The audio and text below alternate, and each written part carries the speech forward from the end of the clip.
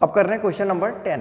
Question number 10 में है कि Amit Kumar invest ₹36,000 in buying ₹100 share at ₹20 premium.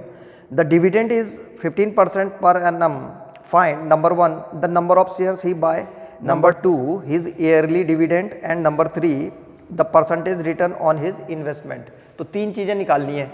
तो क्या क्या दे रखा है हमको? एक तो टोटल इन्वेस्टमेंट दे रखा है, 36,000 का इन्वेस्टमेंट किया उसने। तो क्वेश्चन में लिखा हुआ था कि ₹100 शेयर एट ₹20 प्रीमियम। तो इसका मतलब क्या हुआ? इसका मतलब ये हुआ कि जो नॉमिनल वैल्यू है यानी कि फेस वैल्यू शेयर की वो तो है ₹100, तो ₹100 और मार्केट वैल्यू कितनी हो जाएगी इसकी? मार्केट वैल्यू जो है ₹20 प्रीमियम पे मिल रहा है यानी कि ऊपर मिल रहा है,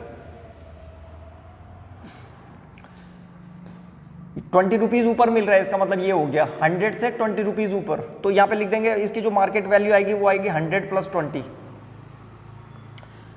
तो मार्केट वैल्यू आ गई है हमारे पास ₹120। तो अब हमारे पास मार्केट वैल्यू भी है और नॉमिनल वैल्यू भी है। तो सबसे पहले वो कह रहा था नंबर ऑफ शेयर निकालो कि नंबर ऑफ शेयर कितने। यहाँ पे लिखेंगे नंबर ऑफ शेयर निकालेंगे तो number of share is equal to हो जाएगा total investment upon market value. एक शेयर की मार्केट वैल्यू कितनी है? तो टोटल इन्वेस्टमेंट कितना कर रखा था इसने? 36,000 का। तो यहाँ पे लिखेंगे 36,000 और मार्केट वैल्यू कितनी है? तो मार्केट वैल्यू थी 120। तो यहाँ पे लिख देंगे 120 बस और इसको सॉल्व कर दो। तो 0 से 0 कैंसिल हो गया, 12 3 से कितना हो गया? 36। तो ये हो जाएगा 300। तो 12 3 जा 36, 300। इसका मतलब 300 शेयर खरीद रखे हैं उसने। तो नंबर ऑफ शेयर्स आ गया हमारे पास 300। तो पहला आंसर तो आ गया 300। अब दूसरा पूछ रखा है उसने कि हिज ईयरली डिविडेंड, उसका ईयरली डिविडेंड निकालो, मतलब साल भर में कुल डिविडेंड कितना मिलता है उसको। तो सबसे पहले हम निकालेंगे dividend on A share.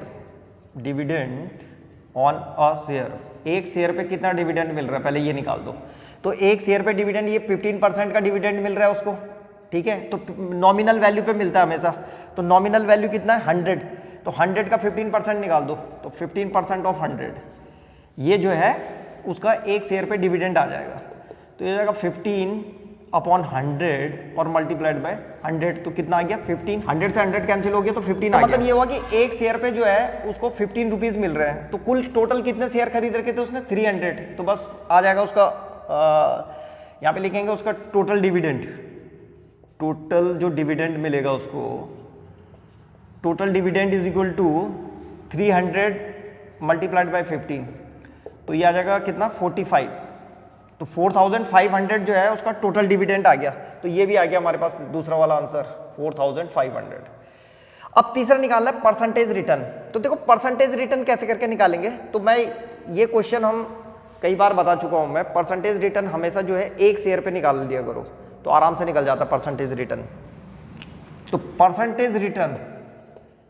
Percentage return is equal to हो जाएगा हमारे पास कि डिविडेंड ऑन ए शेयर, भाई एक शेयर पे कितना डिविडेंड मिल रहा है, अपॉन मार्केट वैल्यू और मल्टीप्लाइड बाय 100। ये इसका फॉर्मूला बन गया।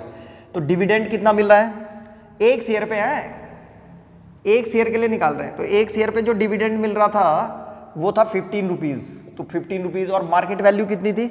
मार्केट वैल्यू 120 और मल्टीप्लाइड बाय 100। तो ये परसेंटेज रिटर्न आ जाएगा। 0 से 0 कैंसिल कर दिया, 3 से कैंसिल कर दिया उसको। 3 4 जा 12 और 3 5 जा 15 और ये हो जाएगा 2 2 जा 4 और 2 5 जा 10। तो ये आ रहा है 25/2। तो 25/2 का मतलब हो गया 12.5%। तो ये परसेंटेज रिटर्न आ गया। तो परसेंटेज रिटर्न आ गया हमारे पास 12.5%। तो ये था क्वेश्चन नंबर 10।